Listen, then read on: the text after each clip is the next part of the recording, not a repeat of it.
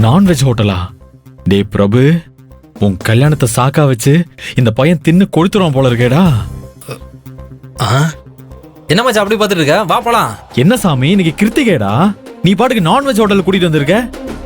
நீ பாரு, பக்கத்துல ஏதாவது வெஜிடேரியன் ஹோட்டல் இருந்தா நம்ம 2 பேரும் போய் ஒரு சாம்பார் சாதமோ ஒரு தயிர் சாதமோ ஆர்டர் பண்ணி 1/2 ஷேர் பண்ணி ஒரு வெட்டலாம் சாமி. வா. ஏய், எனக்கு நான்வெஜ் தான் வேணும். நான் தான் சொன்னேனே சாமி இன்னைக்கு. மச்சான், நான் இந்த கிருத்திகை, அமாவாசை, பௌர்ணமி இதெல்லாம் பாக்குறதே இல்ல. எல்லா நாளும் நான்வெஜ் சாப்பிடுற சுத்தமான நான் வெஜிடேரியனா. இல்ல சாமி, வெயில் அலைஞ்சிட்டு நான்வெஜ் சாப்பிட்டா எனக்கு ஒத்துக்காது. எனக்கு ஒத்துக்கும்பா, எனக்கு ஒத்துக்கும். டேய், இன்னைக்கு நீ பிரியாணி வாங்கி கொடுக்கல, நாளைக்கு உனக்கு பொண்ணு பார்க்க வரவே மாட்டேன்டா. டேய் சாமி, விளையாட்டு புள்ளையா இருக்கியாடா.